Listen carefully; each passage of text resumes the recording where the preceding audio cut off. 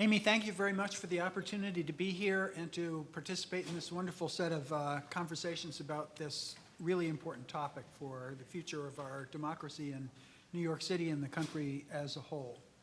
I'm going to say a few things about the trends that are indicated in this lovely set of tables that I hope you picked up outside. If you didn't, there's still a few more left out there. And I'm going to talk first about the trends in the electorate. Then I'm going to say a little bit about what we know about who's giving to public, who's making the public contributions that are being matched by the CFB system.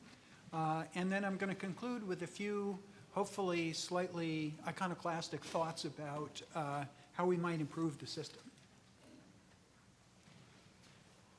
So the first thing to know is that New York City, unlike, say, Cleveland or St. Louis, is a growing city and increasingly immigrant and minority city. So, and the immigrants are gradually getting naturalized. So the potential electorate of the city is large, it's diverse, and it's been growing.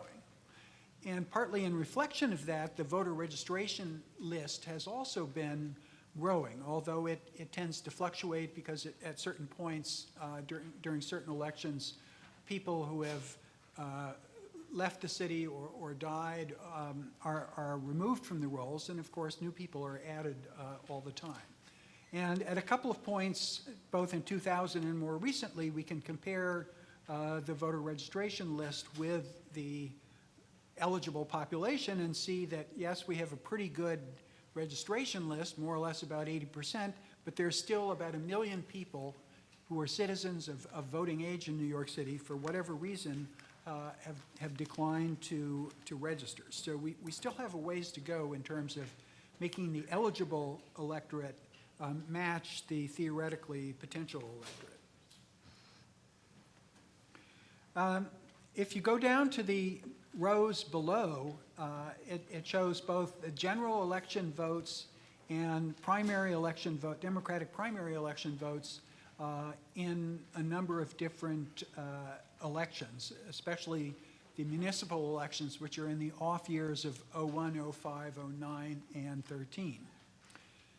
And there you see a somewhat different trend. And except for the Obama election in 2008, where there was an upward spike in turnout to the recent high point of 62.5%, even in presidential elections, which are the ones that draw the most voters out to the polls, there's been a gradual downward drift. And you can see that also in the state elections for governor, which are 2002, 6, 10, and 14, and even more so for the municipal elections. And in the 2013 municipal election, the turnout in terms of ratio of voters to the voter registration list was only a quarter. And if you look at the Democratic primary, the turnout rates are even lower, with even though the 2013 election was open and competitive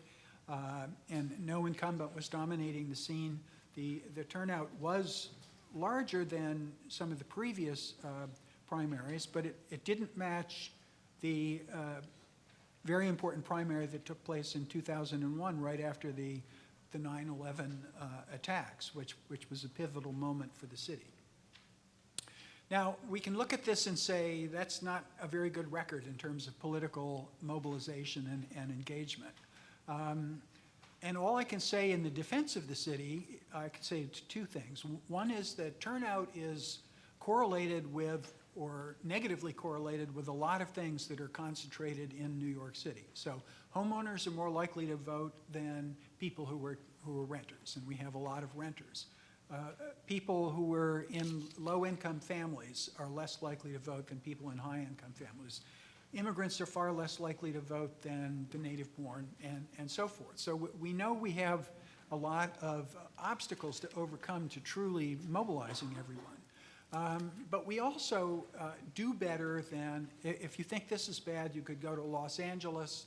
We heard earlier about the 9% turnout in an important referendum measure there previously. And in general, LA's turnout rates, even controlling for various demographic factors, are not as good as ours. And in many other cities have rates down at this low level.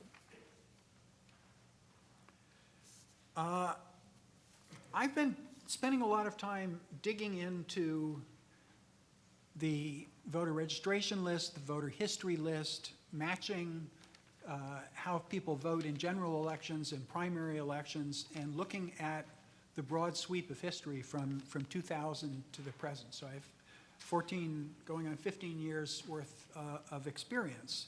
And I've discovered a couple of interesting things. One is that many, many voters only vote in general elections, and they don't vote in primaries. And they tend to vote, most likely to vote, in presidential general elections. And from a political science point of view, that's a little odd, because everybody knows the state of New York is going to go to the Democrats, and a vote cast in a general election in New York City is usually not a very important one. Nothing much in the large scheme of things turns on that. And the critical votes are in the primaries, where in a city with 70% Democratic registration, the Democratic nominee is likely to win, except in mayoral races, as we've seen over the years. And so people really ought to be motivated to vote in the primaries rather than the general election, but they don't. And people in politics often talk about prime voters, the idea that there's a core of people who vote all the time. You can count on them to vote. And most of the rest of the population is not really paying attention. So let's go look for the prime voters and mobilize them. But if you look at the actual empirical record, there aren't really very many prime voters among Democrats of people who've bothered to vote in at least one election who vote in all of them. It's a very episodic sort of thing. On the current voter registration list, only, let me get the right point in my notes here.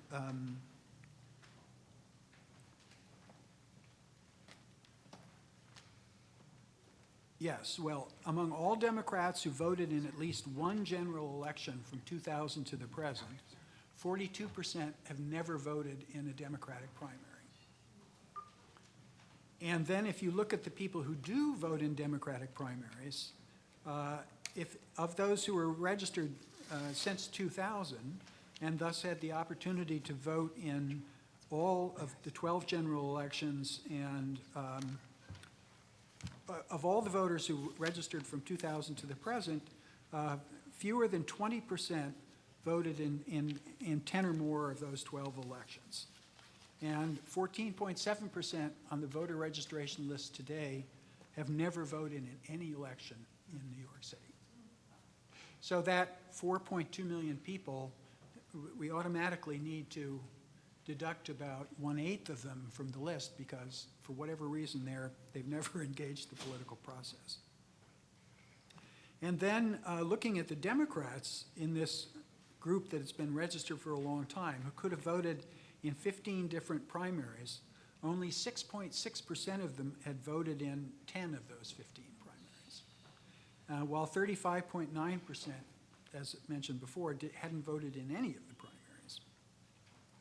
So this paints a picture of a relatively small electorate that's episodically engaged, way too small an electorate, really, considering the important issues that are in front of the city regularly, and that whether you're talking about an election after the attacks of September 11th that are going to set the future of the city, or this last mayoral election, which changed the direction of the city from a mayor who, I guess at last report, was worth $35 billion to my neighbor and friend Bill de Blasio, who comes from a very different background. A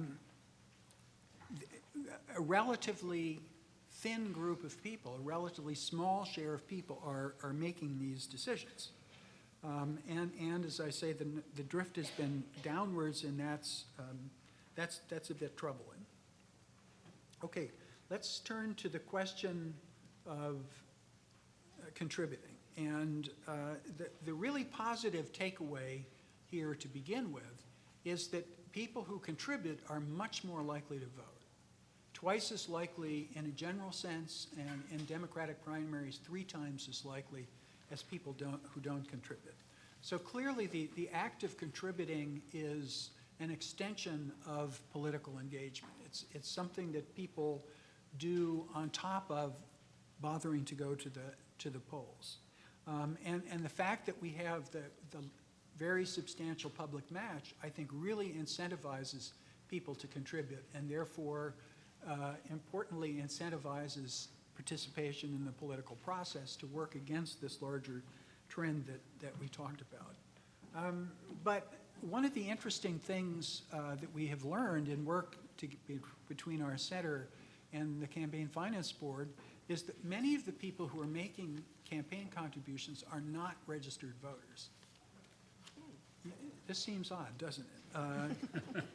And if you look at the table in the lower left-hand side, you can see that more than 1/3 of the contributors are not registered voters or have not voted.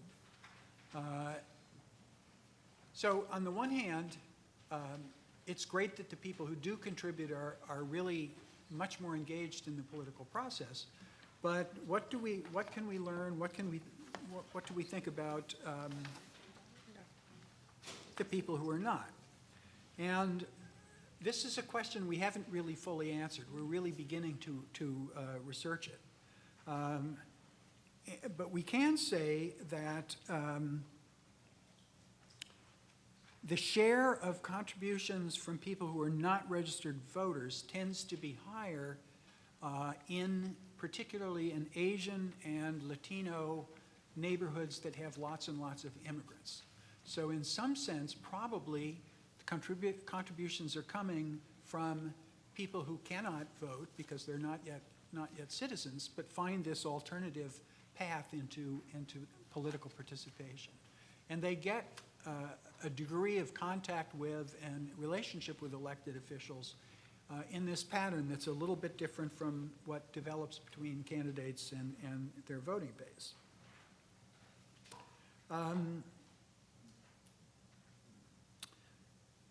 Let me share a couple of numbers that go beyond these charts. More than half of the contribution dollars to all mayoral candidates in the 2013 election came from contributors who either weren't registered or who didn't vote in 2013, either primary or general election. And they tended to make bigger contributions on average than the voter contributors did. This breakdown was about the same for Democratic candidate Bill de Blasio's contributions, but it differed from Republican Joe Lhota. Lhota received more like 60% of his funds from people who were voters and only 40% from non-voters. And for de Blasio, 42% of his contributions came from contributors who weren't even registered. When we did some ecological regression analysis to see what factors were correlated with the share of non-registered contributors, it tends to confirm that areas with more foreign-born residents, particularly Asian and Latino immigrant areas, have the higher shares of non-voter contributors. In Queens, for example, which has many such immigrant areas, only 26.6% of the mayoral contributions came from voting contributors, and half of all contribution dollars came from non-registered contributors. The pattern, though, for the council is much different. It's much more spread out. It's much more even. Many more types of neighborhoods were involved in the contribution system. Excuse me. Let me give you one example from a specific council race, District 38, where an incumbent, Sarah Gonzalez, lost to a challenger, Carlos Menchaca, and 62% of Menchaca's dollars came from voters, while barely a quarter of Gonzalez's dollars came from voters. And this, I think, is an example of how public financing does help make such races more competitive. Now, let me conclude by a few thoughts about how to improve the system.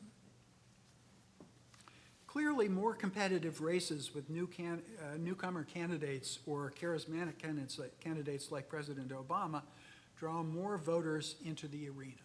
People vote when they're really interested in who's in the race. And certainly New York City voters are most likely to vote in presidential races, less for governor and even less for mayor. And it suggests that people are focused at the top of the political system and less focused on what's going on in their own particular neighborhood. So how can we make New York City neighborhoods more competitive and more exciting to the people who participate in our elections?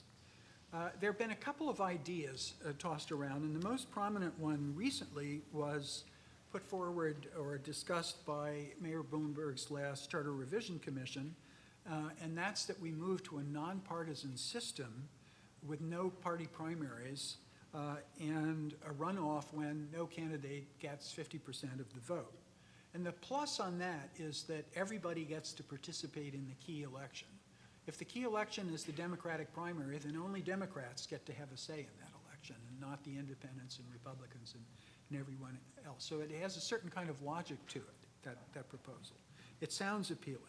But the fact is that states and localities that have nonpartisan systems like this tend to have even lower turnout levels than we do.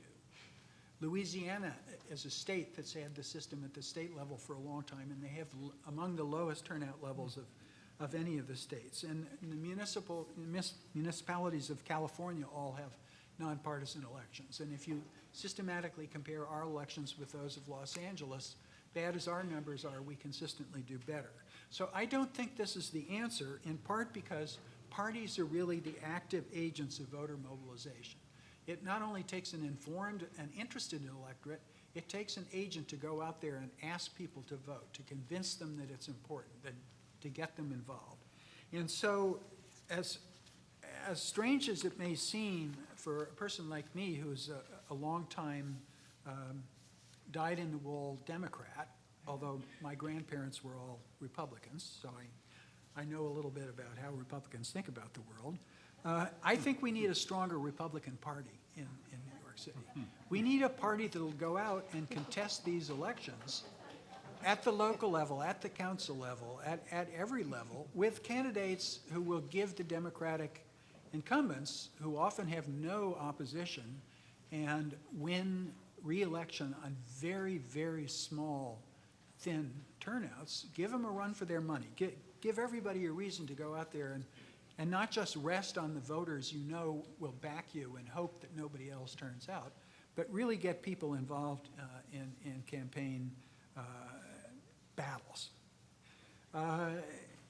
I know this goes against the momentum of party registration, where more people in New York City have refused to select a party than have selected the Republican Party. But maybe we can have a revitalized Republican Party who can turn those tables. And if you don't like that idea, we used to have proportional representation for city council members in New York City. And I think a PR system in which you allocated seats to the boroughs based on their population size and then had proportional representation within the boroughs without districts, but lists of people that were competing with each other, that also might really stimulate people to organize. I spent some time once in Cambridge, Massachusetts that has such a system, and I've seen it in operation.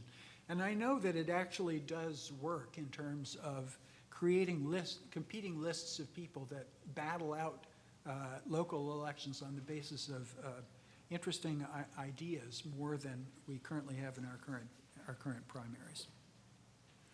Let me also say that in looking at the numbers of where contributors and contribution amounts come from, we clearly have a lot of work to deepen the culture of making political contributions in our African American and Latino and immigrant neighborhoods. These groups give far less than the white middle class neighborhoods of New York City. And to the extent that political contributions have weight in the political system, which we all know that they do, we need to democratize the culture of giving to campaigns, as well as the culture, extend the culture of political participation. Well, some of what I've had to say is a little bit downbeat, but I hope to leave you really on an upbeat idea that New York City is full of very important issues that get battled out in elections. We've had really pivotal contests, especially at various important turning points in our history, like right after 9/11. And so we all have a lot of reason to get out there and widen and deepen political participation in our arena. Thank you.